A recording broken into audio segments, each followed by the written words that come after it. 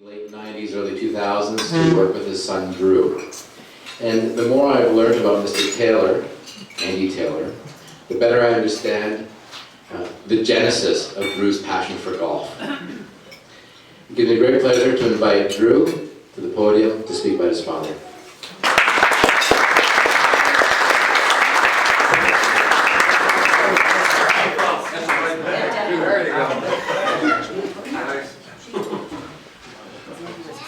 This was his last golf day, so I wanted to bring it up with me, give me a little support, and feel like he's here in one way or another.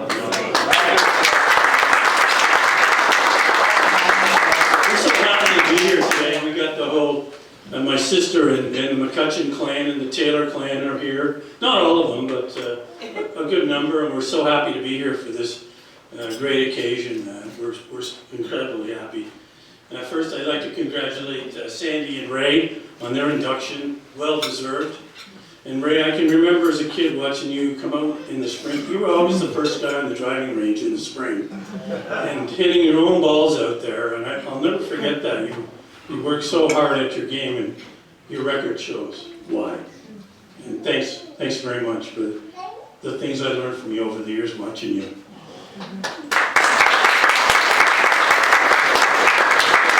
Other inductees too, I was honored to be Stu Hamilton's caddy for quite a few years and saw some fabulous golf and again honored to be there and along for the ride and seeing the ups and downs of the game and how tough it is to win out there. And Stu, you did pull through and make the big wins, and I couldn't have been happier for you. And you worked hard on your game as well. Congrats.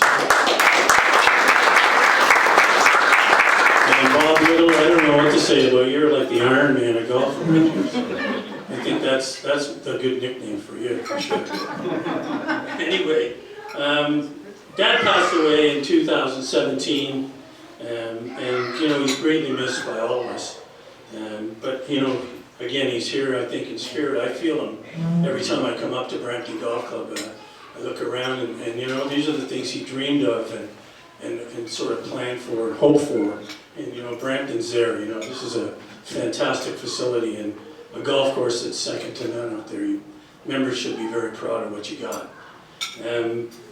Dad came from humble beginnings, and as far as golf's concerned, I think the story, I'm speaking for him, so it's a little difficult, but the story he told me was he was about 12 years old, and he was hanging around, his dad was working in the garden, and he said, you know, Andy, why don't you go over that golf course over there and see if you can find some work, you never know. So Dad headed over to Lakeview Golf Course, which was about 2 blocks away, and sure enough, he got a job there caddying. I think he was 4 caddy first, and he elevated himself up to a caddy. And I mean, back in that day, Lakeview was sort of a high-end golf club. They had some real high-end, rich members, and they'd go out and force them, and they'd have 4 caddies and 4 caddies up ahead to make sure nobody lost golf balls. And he told me, you know, after a while, he was an A caddy. He was caddying for some of the best members, best paying members. And he went home one week, and his dad said, so what did you do this week, Andy? And he said, you know, he told him how much he'd worked for and how much he made. And his dad said, you made more than me this week. My grandfather worked for the government. I don't know if that was any indication. He really worked hard. And then actually down the road, he ended up being club captain at Lakeview when it was still a private club. So that was sort of the beginning for him. But, you know, it's a nice story, and I like telling it once in a while. It's funny, a couple of weeks ago, I was at Blue Springs where I work, and we were hosting a PGA senior event, and there was a lot of the old guys there, and some of the younger guys that are still working. And one of them was Phil Hardy, who I happened to work with at Maple Downs years ago, and we greeted each other. And by the way, Phil played with Dad in the Pro-Am here. It used to be called the Johnny, way back in the day, and they actually won it. They beat me by 1 shot. They won it one year. So Phil, first thing he asked me was, how's your dad doing? And of course I told him he's gone, but he had a great life. And you know, he said, and this is indicative of the whole theme of what I'm talking about. Phil said to me, you know, your dad was so proud of Brampton Golf Club. You know, coming from a guy who's director of golf at Beacon Hall, and been around a long time, I thought that, you know, that really echoed what I thought about my dad as well, you know. And Dad always worked hard to make Brampton a better place, and took positions right from the beginning.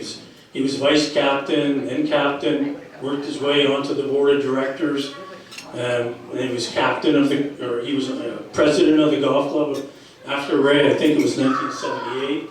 And you know, there were a lot of changes going on at that time, and they kept their nose down and did what they could to make it a better place. He always got involved. That was his thing, and in fact, his motto was, "Don't complain, get involved." You know, and I think that's a good way to think of as being a member of a club. Do what you can to make it better. Amen. You know, in Brampton, I think in the early days, the membership and the board worked hard and set a path to where it is today, and they got a beautiful facility. A true test of golf for sure, and it's a great golf course, and members should be very proud to be members here. Today, not only my dad would be proud of Brampton Golf Club, but I know he'd be deeply humbled and honored for this great distinction today.